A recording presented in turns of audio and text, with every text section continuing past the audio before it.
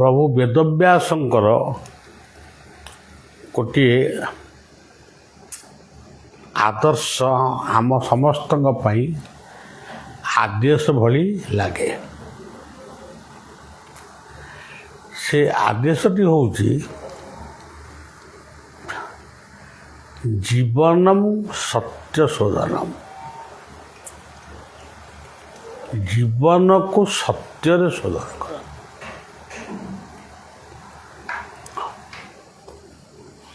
କିଛି ଲୋକ ଗଙ୍ଗା ସ୍ନାନ କରନ୍ତି, କିଛି ଲୋକ ଦାନ ଧ୍ୟାନ କରନ୍ତି, ବିଭିନ୍ନ କଥା କରନ୍ତି। ଅନ୍ନଦାନ, ଗୋଦାନ, ଭୂମିଦାନ, ସ୍ୱର୍ଣ୍ଣଦାନ ଇତ୍ୟାଦି ଇତ୍ୟାଦି କରି ସେମାନେ ପାପରୁ ବିମୁକ୍ତ ହେବା ପାଇଁ ଏସବୁ କରିଥାନ୍ତି। କିନ୍ତୁ ପ୍ରକୃତରେ ବ୍ୟାସଦେବ କହିଲେ ଜୀବନଂ ସତ୍ୟ ଶୋଧନ।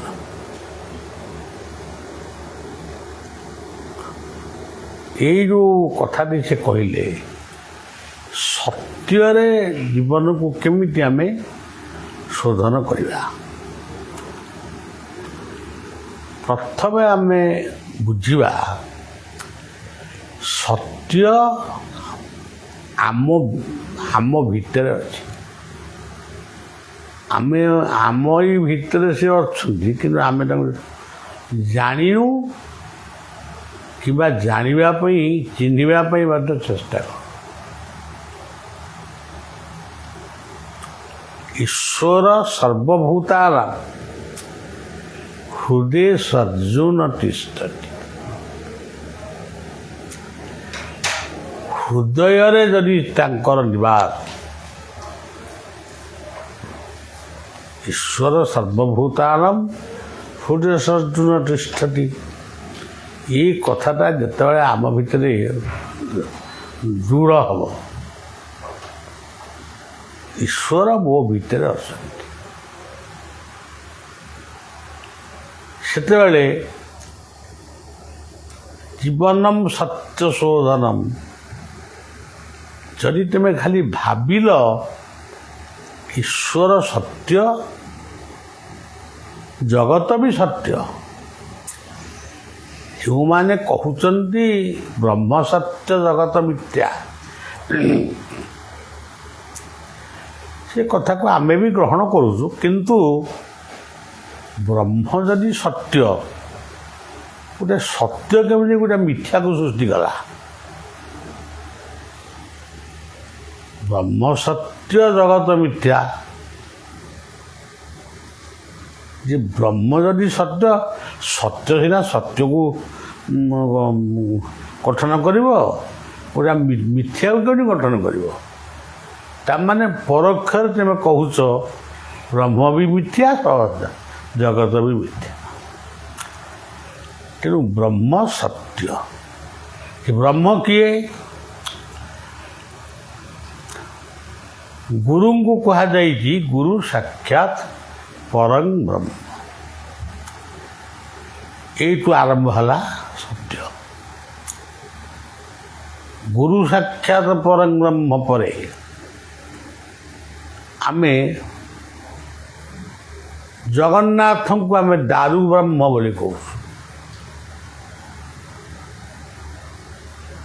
ଗୋଟେ ଆନନ୍ଦକୁ ମଧ୍ୟ ବ୍ରହ୍ମାନନ୍ଦ ସହିତ ସମାନ କରୁଛୁ। ବ୍ରହ୍ମାନନ୍ଦଂ ପରମ ସୁଖଦମ୍। ତେବେ ଜୀବନମ୍ ସତ୍ୟ ଶୋଧନମ୍। ପ୍ରଥମ ହୃଦୟ କଥା, ହୃଦୟକୁ ଧ୍ୟାନ କରିବା, ଇଏ ହେଉଛି ପ୍ରଥମ ଶୋଧନ। ଦ୍ୱିତୀୟ ଶୋଧନ ହେଉଛି ଯେଉଁ ପ୍ରାଣବାୟୁ ନାସାର ଦୁଇ ପାର୍ଶ୍ୱରେ ଯାଉଛନ୍ତି, ଆଉଛନ୍ତି, ସେ ନିଶ୍ୱାସର ମନ୍ତ୍ର ସ୍ମରଣ କଲେ ପ୍ରତ୍ୟେକ ଦିନ ସେ ମଧ୍ୟ ଦ୍ୱିତୀୟ ଶୋଧନ। ସେଥିରେ କିଛି ପଇସା ପତ୍ର ପଡ଼ିବାର ନାହିଁ କି ଜମିବାଡ଼ି ଖରାପ ହେବାର ନାହିଁ, କିନ୍ତୁ କରିବା ପାଇଁ ତ ଇଚ୍ଛା ନାହିଁ। ଯଦି ନିଶ୍ୱାସକୁ ବାରି ନପାରିବ, ମୁଁ ଜାଣିପାରୁନି କେଉଁ ପଟେ ବାଁ ପଟେ କେତେବେଳେ ଯାଉଛି, ଡାହାଣ ପଟେ କେତେବେଳେ ଯାଉଛି, ଯଦି ବାରି ନପାରିବ, କେବଳ ହଂସ ସୋହମ୍ ଅଂ ଏଇ ତିନୋଟି ମନ୍ତ୍ରକୁ ଜପ କରିବ, ନାସାଗ୍ରକୁ ଧ୍ୟାନ କରିବ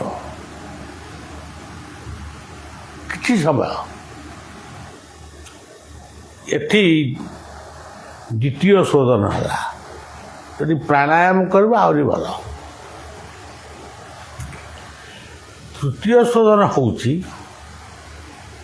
ବଚନ ମଧ୍ୟ ସତ୍ୟବାଣୀ। ଯଦି ଆମେ ସତ୍ୟ କହିବାକୁ ଚେଷ୍ଟା କରିବା, ଅନାବଶ୍ୟକରେ ଆମେ ମିଥ୍ୟା କହିବାନି। ଅତ୍ୟାବଶ୍ୟକ ହେଲେ ସେଟା ମିଥ୍ୟା ହେଇପାରେ, କିନ୍ତୁ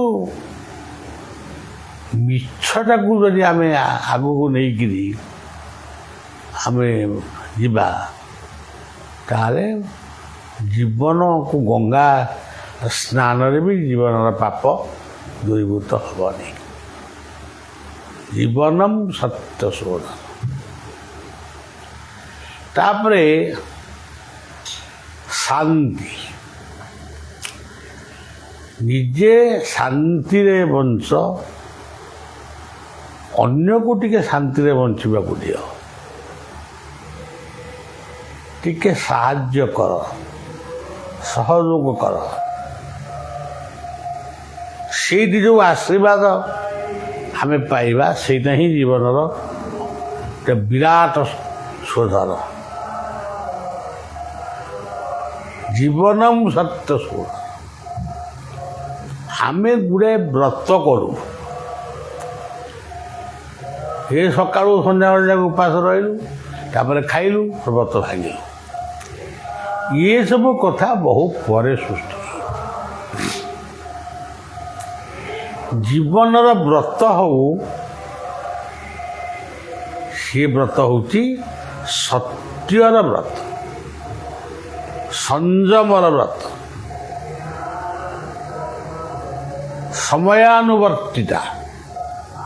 ଇଏ ହେଉଛି ଠିକ୍ ସମୟରେ ଠିକ୍ କାମ କରିବ।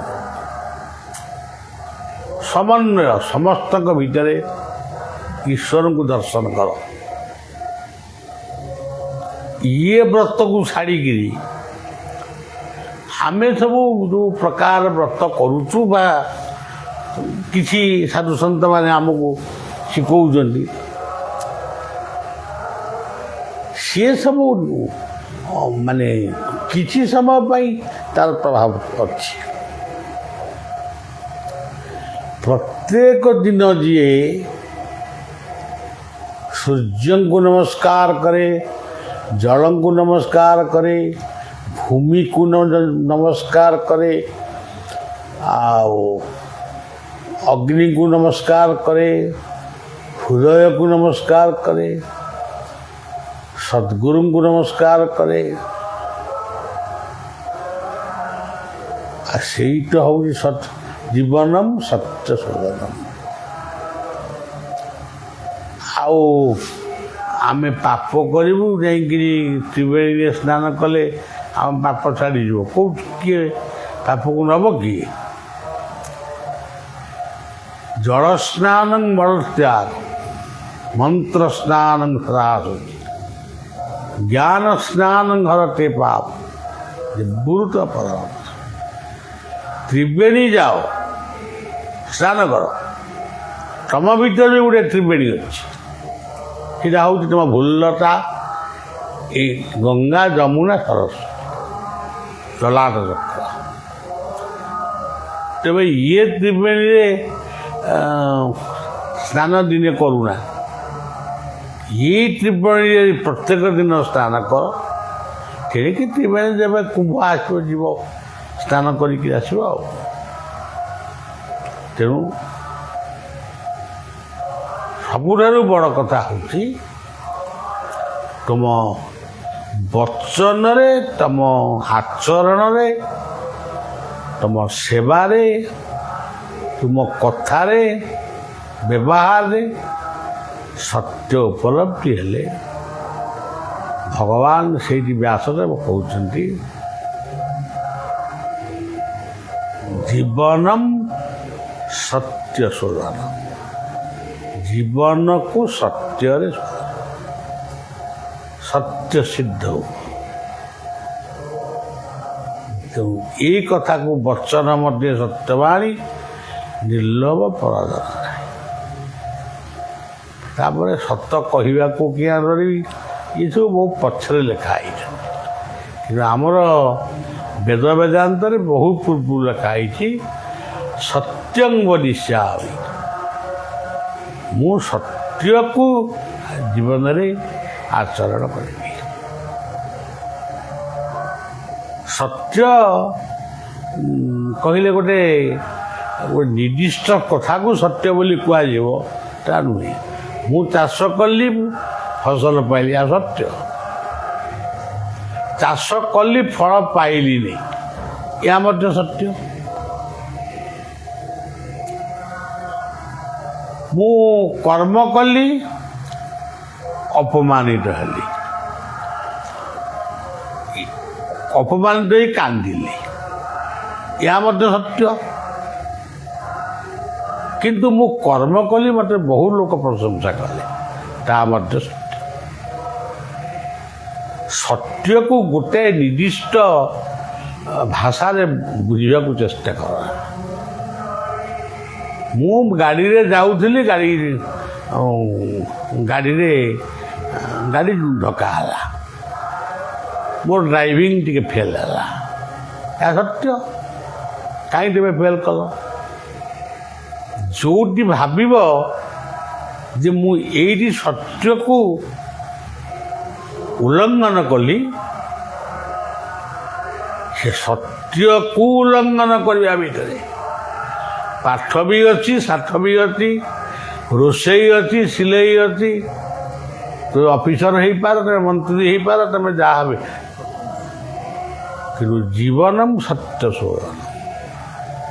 ତୁମେ ସତ୍ୟକୁ ଗୋଟେ ନିର୍ଦ୍ଦିଷ୍ଟ ଭାବରେ ବୁଝୁଛ, ନିର୍ଦ୍ଦିଷ୍ଟ କେତୋଟି କଥାରେ ତୁମେ ତାକୁ ବୁଝୁଛ। ଶାସ୍ତ୍ରରେ ଯାହା ଲେଖା ହେଇଛି ତାହା ହିଁ ସତ୍ୟ। ଶାସ୍ତ୍ର କହିଲେ ଗୀତା, ମୋ ପାଇଁ ଗୀତା। କିନ୍ତୁ ବେଦ ବେଦାନ୍ତ ଆକୁ ତ ମାନିବାକୁ ପଡ଼ିବ, କିନ୍ତୁ ଗୀତାକୁ ତ ଆମେ ଭଲ ପାଉ।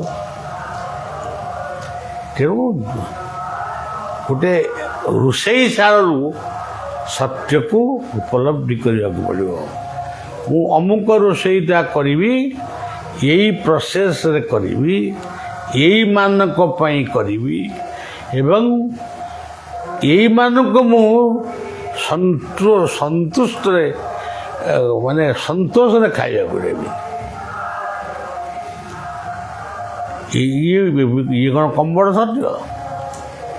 ଆଉ ତମେ କହିବ ମୁଁ ଶୂନ୍ୟ ମହାଶୂନ୍ୟରେ ଗୋଟେ ଦହି ହାଣ୍ଡି ନେଇକି ବ୍ରହ୍ମଙ୍କୁ ମାନେ ସମର୍ପଣ କରିବି। ଦହି ହାଣ୍ଡିକି ଦହି ଖାଇବ କି? ବ୍ରହ୍ମ କ'ଣ ଦହି ଖାଆନ୍ତି? ତେଣୁ ତମ ଚିନ୍ତା ଭାବନାରେ, କର୍ମରେ, ଜ୍ଞାନରେ ସବୁଠି ସେ ଅଛନ୍ତି। ଯେଉଁଠି ତାଙ୍କୁ ସମର୍ପଣ କରିବ ସେ ମିଳିବେ। ଆଉ ସତ୍ୟକୁ ଗୋଟେ ନିର୍ଦ୍ଦିଷ୍ଟ ଅର୍ଥରେ କେବେ ହେଲେ ଦିଅ ନା। ମୁଁ ଗୋଟେ ବହୁତ ବଡ଼ ଭୁଲ କରିଛି। ଭୁଲ କଲ କାହିଁକି? ଭୁଲ କରିଛ, ମୁଁ ଭୁଲ କରିଛି, ଏହା ସତ୍ୟ। ଭୁଲ ପାଇଁ ଅନୁତାପ କରିଛି, ଏହା ମଧ୍ୟ ସତ୍ୟ। ଆଉ ସବୁଠାରୁ ବଡ଼ ସତ୍ୟ ହେଲା ଆଉ ଜୀବନରେ ମୁଁ ଏମିତି ଭୁଲ କରିବି, ସେଟା ହେଲା ସବୁଠାରୁ ବଡ଼ ସତ୍ୟ। ତୁମେ କହିବ ଜଗନ୍ନାଥ ହିଁ ସତ୍ୟ, ତା ବୋଲି କ'ଣ ଜଗନ୍ନାଥଙ୍କ ନାଁ ଧରିକି ଯାହା ମାନେ ତା କରିବ ନା? ମଣିଷ ଜୀବନ ନୁହଁ କେବଳ ବର୍ଷ ମାସ ଦିନ ଦଣ୍ଡ, କର୍ମେ ଯିଏ ନର କର୍ମ ଏକାତାର ଜୀବନର ମାନଦଣ୍ଡ। ଏଇଠି ମୁଁ କହୁଛି ସତ୍ୟ, ଆପଣମାନେ ଶୁଣୁଛନ୍ତି ସେ ବି ସତ୍ୟ, କିଛି ମନେ ରଖୁଛନ୍ତି ସତ୍ୟ, କିଛି ଭୁଲି ଯାଉଛନ୍ତି ଏ ବି ସତ୍ୟ। ତେଣୁ ସତ୍ୟ ପାଇଁ ଧରିତ୍ରୀ,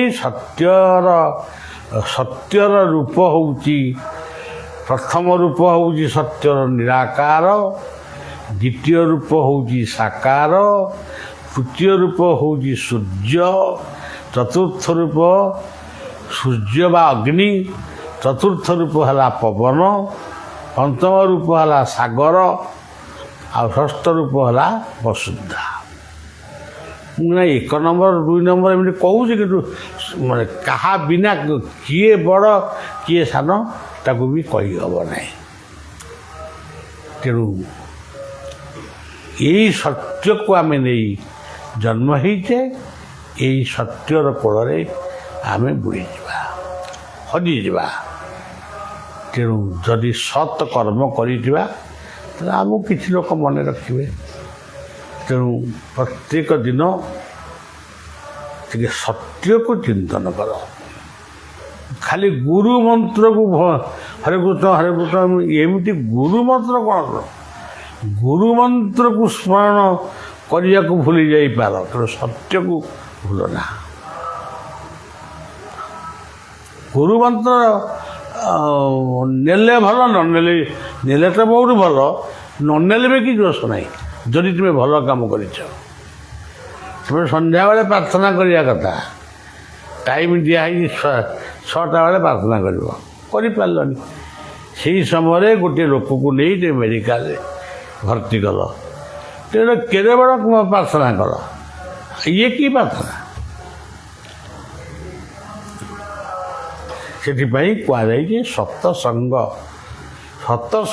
ଆଉ ଭାଗବତ ପୀଠ, ଆଉ ସବୁ ମିଛ ଗଞ୍ଜେଇ ମଠ। ତେଣୁ ବଢ଼ିଆ କିଛି ଦିନ ପୁଣି ପ୍ରୋଗ୍ରାମ୍ ଅପ୍ରିଲ ମେ ପର୍ଯ୍ୟନ୍ତ ମଝିରେ ଆଶ୍ରମରେ ରହିବି, ମଝିରେ ଆଶ୍ରମ ବାହାରେ ପ୍ରୋଗ୍ରାମରେ ରହିବି।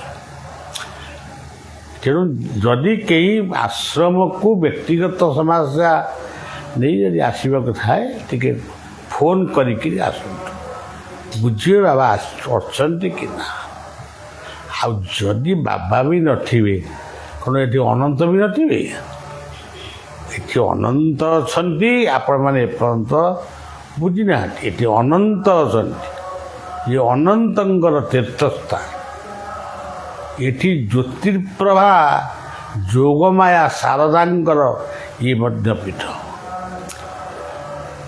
ତେଣୁ ଏତେ କଥା ଏଠି ଅଛି, ବାବା ନାହାନ୍ତି ଆଉ ଯିବୁନି, ତମେ ଶୁଦ୍ଧ ସ୍ୱାର୍ଥପର ହେଇଯାଉଛ।